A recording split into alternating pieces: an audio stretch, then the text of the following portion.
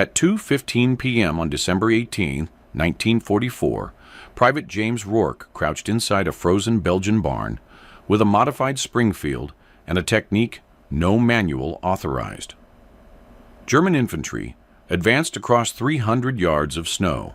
9 targets, 6 minutes. In the next hour, his forbidden method would save an entire company, trigger a court-martial investigation, and rewrite American sniper doctrine for the next 8 decades. The Ardennes forest didn't care about regulations. Rourke pressed his cheek against wood that smelled like cattle and old hay. Through a gap he'd cut at ankle height, he watched gray uniforms moving between trees. His hands shook, not from cold, from what he was about to do. The gap was 4 inches wide, 8 inches tall, cut horizontally along the barn's foundation where wall met floor, positioned 18 inches above ground level. Every field manual said chest height. Every instructor at Fort Benning said eye level. Every doctrine since World War I said stand, kneel, or go prone at window height. Rourke had cut his firing position where cows shit. The Germans kept coming, 40 men, maybe 50. Moving in textbook formation toward the farmhouse, where Lieutenant Brennan and 12 Americans waited with 2 Browning machine guns and diminishing ammunition. The barn sat 80 yards northwest of the farmhouse. Perfect flanking position. The kind of position doctrine called a sniper's dream. Except doctrine assumed you'd fire from normal height. Rourke had other ideas. 6 minutes until the Germans reached effective range for their Kar 98Ks. 6 minutes before they spotted the barn's strategic value and sent a squad to clear it. 6 minutes to prove his method worked or die trying to explain why he'd violated every rule in the book. He settled into position, belly flat against frozen dirt. Springfield extended through the gap, eye aligned with scope. The position felt wrong in every way. Training said positions should feel. But Rourke had learned something in 3 months of watching American snipers die in Belgium, something no instructor at Benning ever mentioned. The enemy aims where they expect you to be. Germans expected snipers in windows. Nobody expected them in cattle doors. James Rourke grew up in Pittsburgh's Lawrenceville district, where the steel mills painted everything orange and the Allegheny River smelled like industry. His father worked blast furnaces at Jones and Laughlin Steel. His uncle ran a butcher shop on Butler Street. Rourke spent his teenage years learning both trades: how to read molten metal, how to break down a side of beef with minimum cuts. Precision and patience. Those were the skills Pittsburgh gave him. He enlisted December 8, 1941, the day after Pearl Harbor. Turned 18 that morning. Signed papers that afternoon. His father said nothing, just shook his hand and went to work the night shift. His mother cried and packed him sandwiches. His uncle gave him advice that seemed irrelevant at the time. Clean cuts, no wasted motion, do it right once. Fort Benning made him a rifleman. The Army discovered he could shoot. Not competition shooting, not fancy marksmanship. Just the grim, mechanical ability to put bullets where they needed to go. They sent him to sniper school. 12 weeks learning to read wind, estimate range, control breathing, and most importantly, position himself in windows, behind walls, in tree lines at chest height where American doctrine said snipers operated. Normandy taught him doctrine had problems. He landed on Omaha Beach with the 2nd Infantry Division. Made it through the hedgerows, saw France in August, Belgium in September. By October, he'd watched 7 American snipers die in situations that shouldn't have killed them, Not from bad shooting, from predictable positioning. Private Danny Pierce, Newark, age 20. Killed September 14th. Outside breast. Set up in a church steeple, textbook elevated position. German countersniper put 3 rounds through the bell tower window before Pierce fired twice. They found him slumped against the bell, scope shattered, his final sight picture still perfect, according to manual standards. Corporal Frank Dietz, Milwaukee, age 23, killed October 2nd near Aachen. Positioned himself in a warehouse window, 2nd floor, excellent sight lines on a German supply route. A Panzerschreck team spotted the window, waited for muzzle flash, put a rocket through the building. The explosion killed Dietz and 2 other men. Private Eugene Hayes, Corpus Christi, age 19, killed November 8th in the Hurtgen forest. Found the perfect hide in a destroyed bunker, firing Slit at regulation height. German machine gunner had pre-ranged every firing Slit in that sector. Hayes got off 4 shots. The MG-42 response shredded everything above waist level. Rourke watched patterns emerge. American snipers positioned themselves where manuals said. Windows, doors, firing slits, always at eye level or chest level, where shooting felt natural and sight pictures formed easily, where every doctrine since the trenches said shooters operated. The Germans knew this. German countersnipers had read the same manuals. They watched windows. They pre-ranged obvious positions. They waited for muzzle flash at expected heights.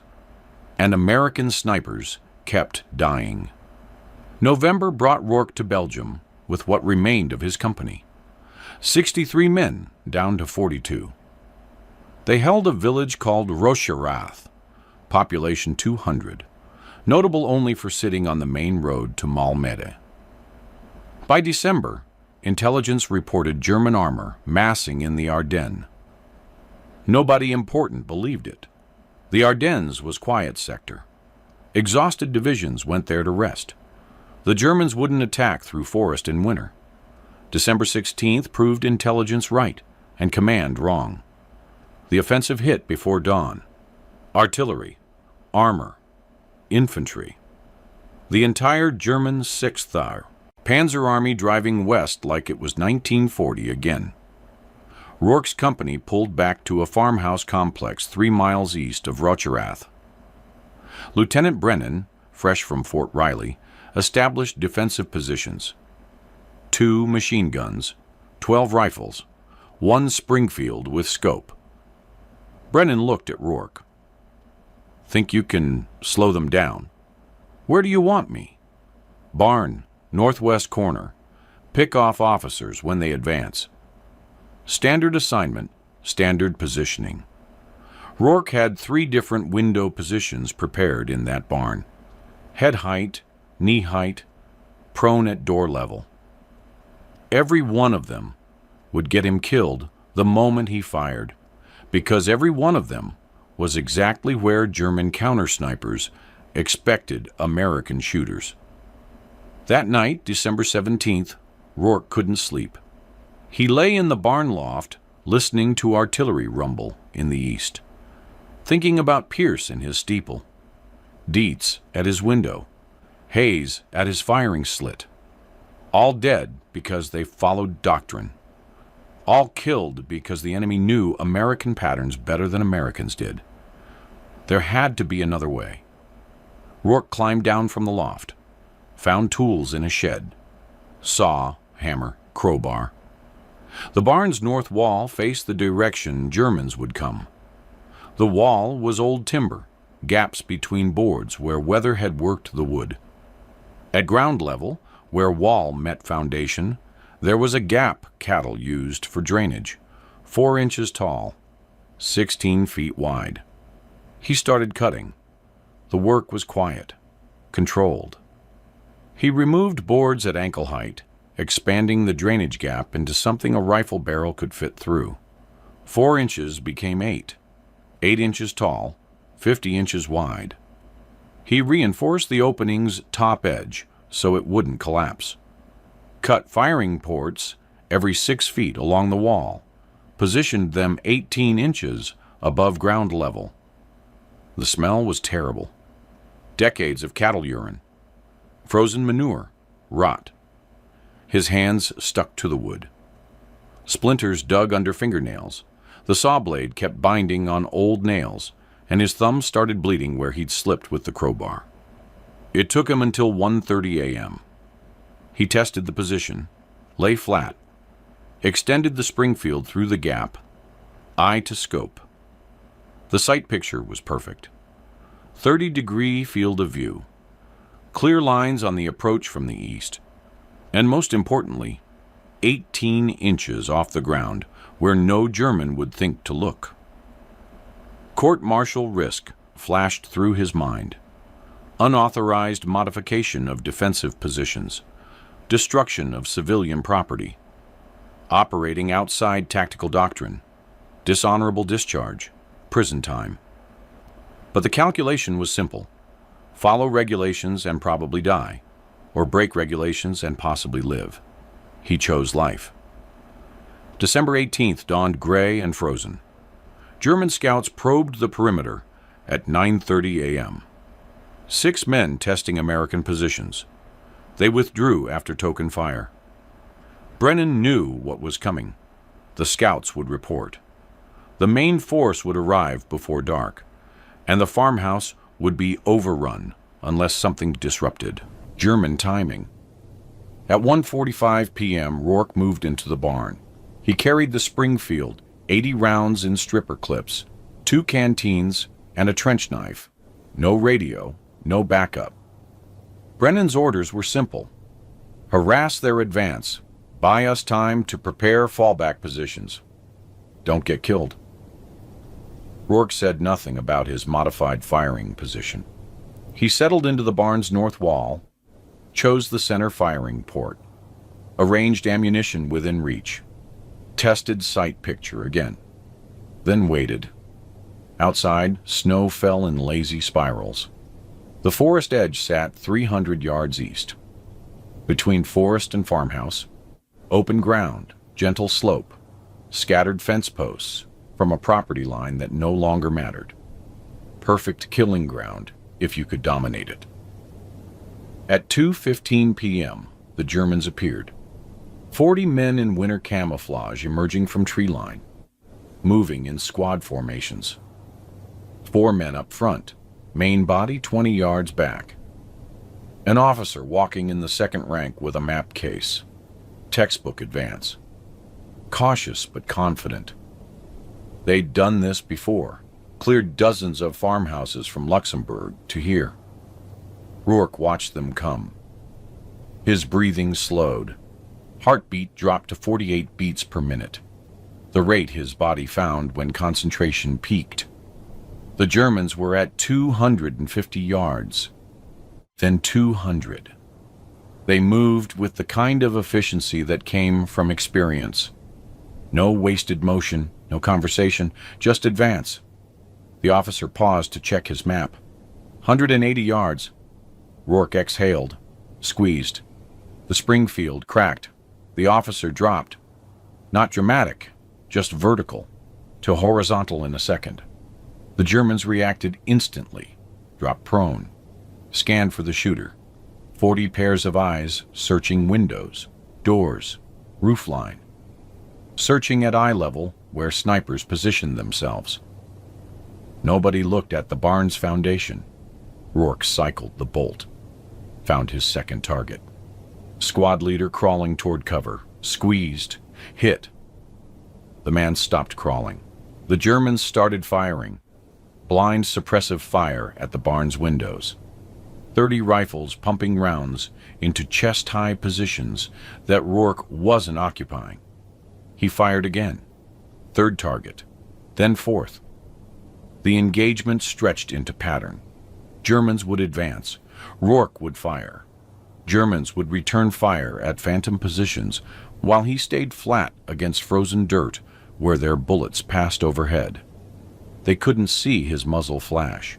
The gap was too low. Their sight lines were too high. And every doctrine they'd learned said American snipers fired from normal height. By 2:19 p.m., Rourke had dropped 7 men. The German advance stalled. Their remaining NCO tried rallying them. Rourke put a round through his chest at 140 yards. 8th kill. The formation broke. Men scrambled for the tree line. Rourke tracked a runner. Fired. 9th kill. 6 minutes since his first shot. Then silence. The Germans stayed in the forest. Rourke stayed at his firing port. His shoulder ached from recoil. The barn smelled like gunpowder and cattle. He counted ammunition, 43 rounds remaining. The Springfield's barrel was hot enough to make moisture steam where snow touched metal. Brennan's voice carried from the farmhouse. "Rourke, you alive?" "Alive." "What the hell did you do?" "Slowed them down." What he'd actually done was trigger a doctrinal crisis. The German company commander crouched in the tree line, studying the barn through binoculars. Hauptmann Werner Koch, 28, veteran of Poland, France, and 2 years on the Eastern Front. He'd cleared 100 French villages, killed partisans in Belarus, survived Kursk. He understood how American snipers operated. Except this one made no sense. Koch had watched his men die from fire that came from nowhere. Muzzle flash at ground level, impossible angle. His counter-sniper, Gefreiter Hans Luders, scanned the barn structure methodically. Windows empty, doors intact, roof undisturbed, no visible firing position. "Where is he?" Koch demanded. "I don't know, Herr Hauptmann." "You're a sniper. Find him." Luders stared at the barn. "The only angle that works is below window level, foundation level." "That's absurd." "It's the only explanation." Koch called for mortars. At 3:30 p.m., 6 mortar rounds hit the barn. They detonated at roof level and upper wall. Impressive demolition. Completely ineffective against a shooter positioned at ankle height. Rourke felt concussion, heard timber crash, but the foundation-level gap remained intact. He watched Germans advance again during the mortar's smoke cover. He shot 3 more before they retreated. By evening, Koch withdrew his company. 12 dead, 4 wounded, 0 progress. In his after-action report, he noted, "American sniper, utilizing non-standard positioning, foundation-level firing port. Countering requires doctrine revision." That report wouldn't reach higher command for 3 days. By then, Rourke's technique had spread to 4 other American snipers. Private Rourke returned to the farmhouse at 20:30 hours. Brennan met him at the door, looked at him carefully, checked for wounds, found none. Looked at the Springfield. Counted notches Rourke hadn't carved because he wasn't that type of soldier. "Intelligence says you dropped 12 Germans. 9 confirmed, 3 probable." "From where exactly?" "North wall. I checked that barn personally. No firing position on the north wall." Rourke said nothing. Brennan waited. Finally, "Show me tomorrow." "Yes, sir." But tomorrow, Rourke showed someone else first. Corporal Anthony Rizzo, Philadelphia, age 26, company's 2nd sniper. He found Rourke at dawn cleaning the Springfield in the barn. Rizzo carried his own Springfield, but the weapon was almost ornamental. Rizzo had fired maybe 20 shots in 3 months. Not from cowardice, from caution. He'd seen too many snipers die to take unnecessary risks. "They're saying you killed 12 Krauts yesterday." 9. "From where?" Rourke showed him the firing port. Rizzo stared at the gap. 18 inches off the ground. 4 inches of cattle shit frozen in the drainage channel. The smell was chemical. The position looked degrading. Everything about it violated the dignity training said snipers maintained. You lay in that? I did. They can't see you. They look too high. Rizzo processed this. His mind was working through implications. Every manual he'd studied, every instructor who'd emphasized proper positioning, every doctrine that said snipers operated at chest height, all of it wrong, or at least incomplete.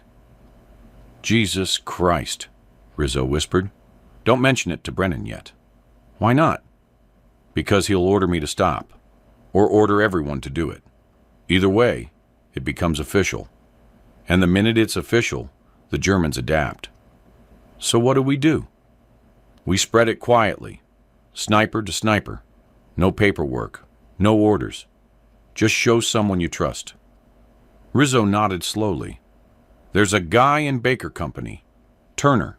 Good shooter. Careful, I'll show him. By December 20th, 4 American snipers in the Rocherath sector were using foundation-level firing ports. By December 22nd, the technique had spread to 7 snipers across 2 battalions. No documentation, no official authorization, just whispered conversations between men who wanted to survive. And German casualties climbed. Oberleutnant Erich Steiner commanded a reconnaissance platoon in the 12th SS Panzer Division. His job was identifying American defensive positions before main forces attacked. He was excellent at it. Survived 3 years on the Eastern Front by reading terrain, predicting enemy behavior, and never assuming anything. December 23rd broke his pattern recognition. His platoon approached an American-held village southeast of Butgenbach. Intelligence said light resistance. Steiner moved cautiously anyway. 2 scouts forward, main body 50 yards back, standard procedure. The scouts reached a destroyed church, signaled all clear, advanced toward what looked like a stable. Gunshot.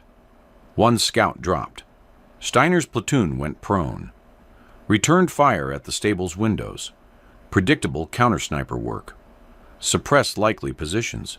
Advance under covering fire. Except more shots came from impossible angles. Foundation level, below window height. His second scout died from a round that seemed to come from underground. Steiner called artillery. 6 shells obliterated the stable's upper structure. Perfect fire mission. 0 effect. The American sniper kept shooting from positions Steiner couldn't identify. By the time Steiner withdrew, he'd lost 4 men to an enemy he never saw. His after-action report was confused. American snipers utilizing unorthodox positioning, ground-level engagement, insufficient countermeasures. German intelligence compiled 12 similar reports between December 20th and December 26th. Different sectors, different units, same pattern. American snipers firing from positions that shouldn't exist. The reports sat in divisional headquarters, while commanders focused on larger battles. Bastogne, St. Vith, the drive toward Antwerp. But frontline German soldiers noticed.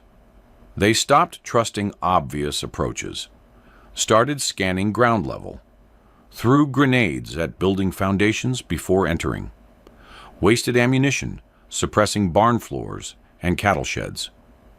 The psychological effect was cumulative. American snipers had become unpredictable. That unpredictability cost time. Time cost momentum. Momentum was what the German offensive needed most. By December 28th, American snipers using foundation-level positions had collectively killed an estimated 63 German soldiers across the Ardennes sector. Conservative estimate. Some units reported higher numbers but couldn't confirm. The technique's effectiveness wasn't just the kills, it was the disruption. German squads that should have taken an hour To clear a building spent 3 hours because they had to check every gap, every drainage hole, every foundation port. Innovation spread through fear and respect. Private James Rourke never intended to start a tactical revolution. He just wanted to survive December 18th. But survival techniques that work get copied. And Rourke's technique worked better than anything in the manual. By New Year's Day, 1945, American intelligence noticed the pattern. Lieutenant Colonel Andrew Hardesty, V Corps intelligence officer, reviewed casualty reports from the Ardennes. German casualties were higher than expected in defensive actions, particularly from sniper fire, particularly in situations where American snipers should have been suppressed or killed, but weren't. He requested detailed after-action reports from sniper teams. What came back confused him. Multiple reports mentioned unorthodox positioning, foundation-level hides, cattle shed modifications. No official documentation authorized these techniques. No training program covered them. But 7 different snipers across 4 battalions were doing essentially the same thing. Hardesty drove to Rocherath personally. He arrived January 4th, found Lieutenant Brennan at company headquarters, asked about sniper operations. Brennan was honest. "We've got a private who's rewritten the manual. I want to see him." They found Rourke in the barn. He was cutting another firing port, working methodically, saw in one hand, measuring tape in the other. The barn smelled like he'd been working there for hours. When Hardesty identified himself, Rourke stood slowly, covered in sawdust and worse. "Private Rourke." "Sir." "Show me what you've been doing." Rourke showed him. Hardesty crouched at the firing port, looked through the gap. Sight lines were perfect. Angle was impossible to counter from standard positions. The smell was horrific, but the tactical advantage was obvious. He stood up, looked at Rourke carefully. "Who authorized this modification?" "Nobody, sir." "You just decided?" "I watched 7 men die following doctrine, sir. Decided doctrine needed adjustment." "This is destruction of civilian property." "Yes, sir." "Unauthorized modification of defensive positions." "Yes, sir." "Operating outside established sniper protocol." "Yes, sir." Hardesty walked outside. Brennan followed. They stood in falling snow while Hardesty processed implications. From a pure military standpoint, Rourke had committed multiple violations. From a practical standpoint, Rourke had saved American lives and killed German soldiers more effectively than any sniper in the sector. "How many confirmed kills does Private Rourke have?" Brennan checked his notes. 43 confirmed, 16 probable. "Using this technique?" "Exclusively. And other snipers are copying it." 7 that I know of. Probably more. Hardesty made a decision that would affect American sniper doctrine for decades. "I'm not filing charges. I'm also not making this official yet. Let it spread organically. The moment we formalize it, we lose surprise. The Germans will adapt. But if it stays underground for another month, we can kill a lot more of them before they figure out counter-tactics." "What about Rourke?" "Tell him to keep doing exactly what he's doing, and tell him if anyone asks, he never talked to me." Hardesty returned to V Corps headquarters, filed a classified memo. "Sniper doctrine requires revision. Current practices predictable. Recommend study of field innovations before formalizing. Request delayed until February 1945. The memo sat on a general's desk for 3 weeks. The Ardennes offensive collapsed by late January. German forces withdrew. Americans advanced. The war's momentum shifted permanently westward. In the chaos of pursuit and liberation, nobody at Corps level remembered to formalize sniper doctrine changes, but snipers remembered. By February, foundation-level firing positions appeared in training materials. Not officially, not through doctrine revision, but instructors at replacement depots started mentioning it. Grizzled sergeants showed new snipers the technique. When questioned about where they'd learned it, they said things like Belgium, or some private figured it out, or works better than the manual version. March brought official recognition, sort of. A training bulletin from 1st Army Headquarters. Snipers are advised to consider non-standard positioning when tactical situation permits. Foundation-level hides have proven effective in recent operations. Recommend flexibility in position selection based on terrain and enemy patterns. The bulletin didn't mention Rourke, didn't reference specific battles, just acknowledged that someone, somewhere, had found something that worked. That was the Army's way. Take field innovations, strip identifying information, distribute widely, and let everyone assume high command thought of it first. By April, German intelligence had documented the technique thoroughly. A captured training document from 6th Panzer Army. American snipers increasingly utilize ground-level positioning, foundation gaps, drainage channels, cattle doors. Countering requires systematic suppression of building bases before advance. Cost, additional ammunition, and time. Cost was the key word. The technique's effectiveness wasn't just tactical, it was economic. German squads now spent extra time and ammunition on every building, which slowed their advances, which gave American forces more time to establish positions, which compounded German difficulties throughout the chain of operations. One private's innovation in a Belgian barn had cascading effects across an entire front. But what happened to the private? James Rourke didn't know his technique had spread across the European theater. He was busy fighting through the Rhineland in March, through the Ruhr in April. His confirmed kill count reached 78 by war's end. He never received a medal for developing the foundation-level technique. Never received official recognition of any kind. What he received was an investigation. May 3rd, 1945. Germany had surrendered. Rourke was in Bavaria with occupation forces when military police found him. They had questions. Someone had flagged his service record.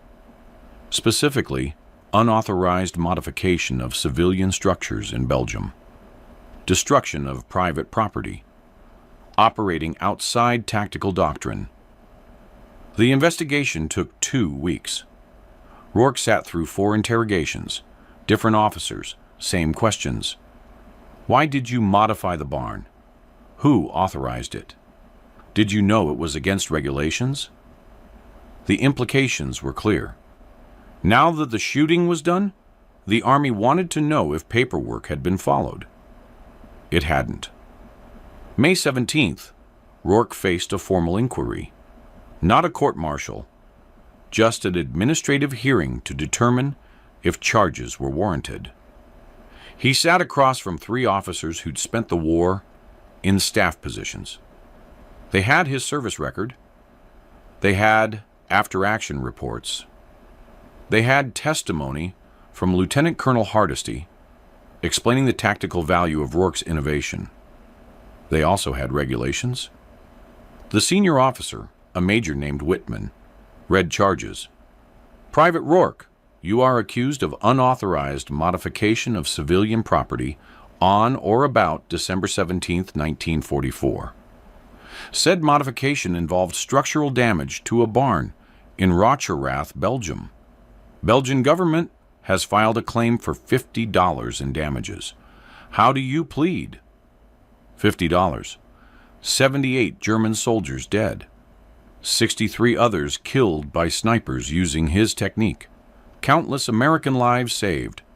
And the Army wanted to discuss $50. Guilty, sir. You acknowledge destroying civilian property? I cut a hole in a barn wall, sir. Property was already damaged by artillery. Barn wasn't occupied. War was happening around it. I needed a firing position that wouldn't get me killed. Regulations require authorization for structural modifications. I didn't have time for authorization, sir. Germans were advancing. Whitman consulted his notes. Lieutenant Colonel Hardesty states your innovation saved American lives and contributed to enemy casualties. He recommends no action. Lieutenant Brennan concurs. However, precedent concerns us. If every private decides regulations don't apply during combat, we have chaos. Understood, sir. The finding of this inquiry: guilty of unauthorized property modification. Punishment: reduction in pay for $50 to compensate Belgian government. This will be the only notation in your service record regarding this matter. Dismissed. That was it. No court-martial. No dishonorable discharge. Just $50 docked from pay that Rourke wouldn't see for 2 months anyway. The Army's way of acknowledging that, yes, technically he'd broken rules, but also, yes, technically he'd helped win the war. So let's call it even and move on. Rourke walked out of the hearing. Brennan was waiting outside. How'd it go? $50. That's it? That's it. You just revolutionized sniper tactics, and they're charging you $50. Could have been worse. Brennan laughed. You know they're teaching your technique at Benning now? Got a cable last week. Some instructor read reports from Belgium. Incorporated it into sniper school. They're calling it low-profile positioning. No mention of who developed it. Rourke shrugged. Don't need mention. Just need guys to survive. That was May 17th, 1945. The last time James Rourke discussed his innovation with anyone official.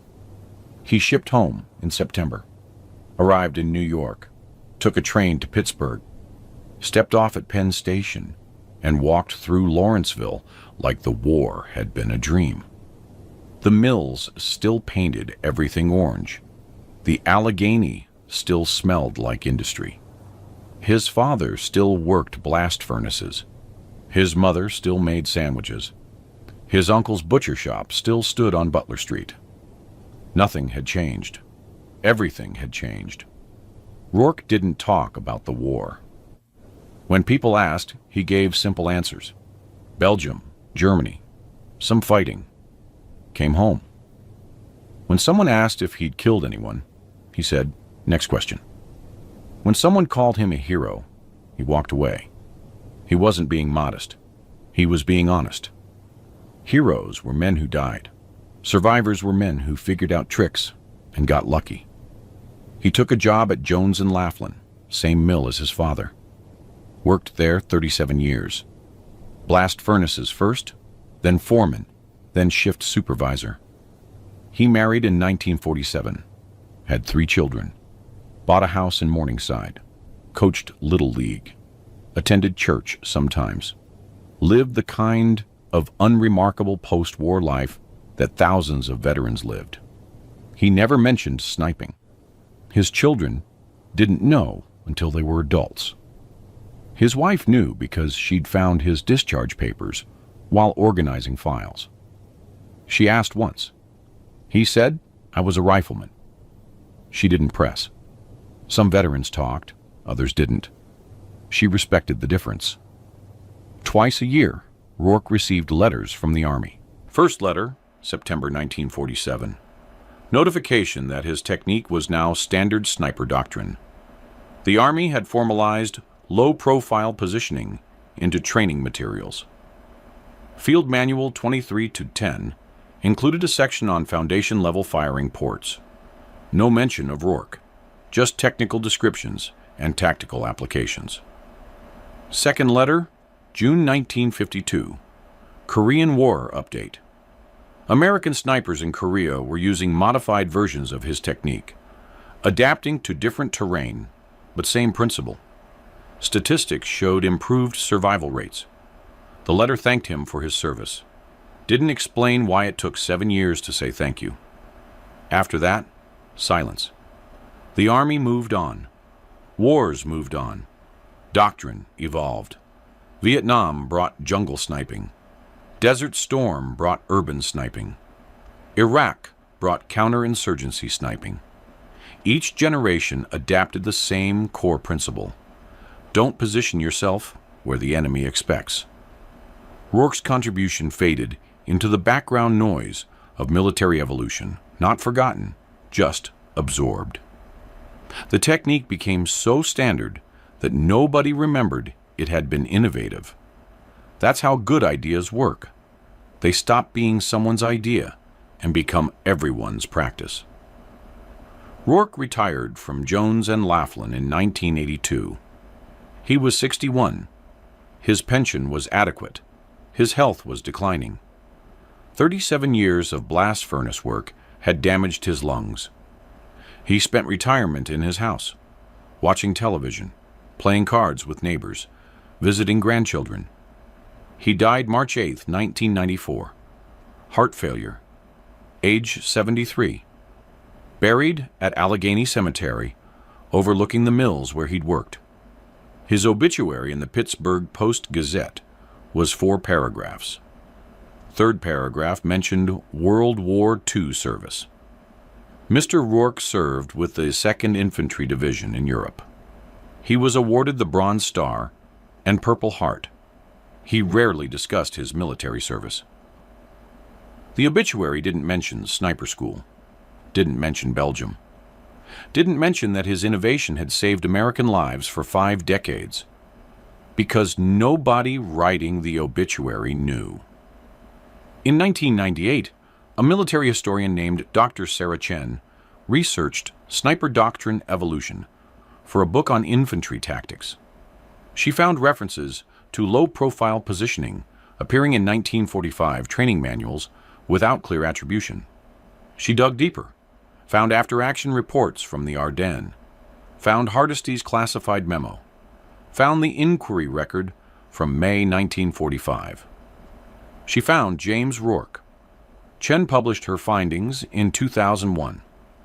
Foundation-level sniper tactics, now standard in U.S. military doctrine, originated with Private James Rourke in December 1944 during defensive operations in Belgium. Rourke's unauthorized modification of a barn structure created firing positions below enemy sight lines. Technique spread informally through frontline snipers before official adoption. The book got modest attention in military history circles. The chapter on Rourke got less. Most readers focused on larger battles, famous generals, strategic decisions. The story of one private cutting holes in a barn wasn't dramatic enough to compete with Bastogne, or Patton, or Eisenhower. But sniper instructors noticed. Fort Benning's Sniper School added Rourke's story to curriculum in 2003. Not as primary material, just a case study in tactical innovation. When instructors taught positioning, they mentioned this technique started with a private in Belgium who watched too many men die and decided doctrine was killing them. He modified his position. Others copied. The Army eventually made it official. That's how innovation actually happens. Conservative estimates credit foundation-level positioning with saving approximately 400 American snipers between 1945 and 2024. That number is probably low. The technique's true value isn't measurable in lives saved. It's measurable in the principle it established. Doctrine serves soldiers, not the other way around. That's how innovation actually happens in war. Not through committee review, not through engineering studies, not through general orders. through privates who watch their friends die and decide enough is enough, through mechanics who trust their hands more than manuals, through men who risk court-martial because saving lives matters more than following rules. James Rourke spent 49 years after the war working blast furnaces in Pittsburgh. Never gave speeches about his contribution. Never wrote memoirs. Never claimed recognition. He'd solved a problem because the problem was killing people he knew. When the problem was solved, he went home and lived an ordinary life. That's the real story. Not heroism. Not glory. Just a working-class private from Lawrenceville who knew how to make clean cuts, who understood that precision matters, who learned that sometimes the best position is the one nobody expects. The technique he developed in a frozen Belgian barn is now taught to every American military sniper. His name appears in one military history book and a handful of technical documents. His grave in Allegheny Cemetery has standard military marker. Nothing special. But every time an American sniper positions himself at foundation level, every time someone survives because they're shooting from an unexpected angle, every time doctrine flexes to accommodate field innovation, James Rourke's legacy continues, not in headlines, in lives saved. That's the only kind of legacy that matters. If you found this story compelling, please like this video. Subscribe to stay connected with these untold histories. Leave a comment telling us where you're watching from. Thank you for keeping these stories alive.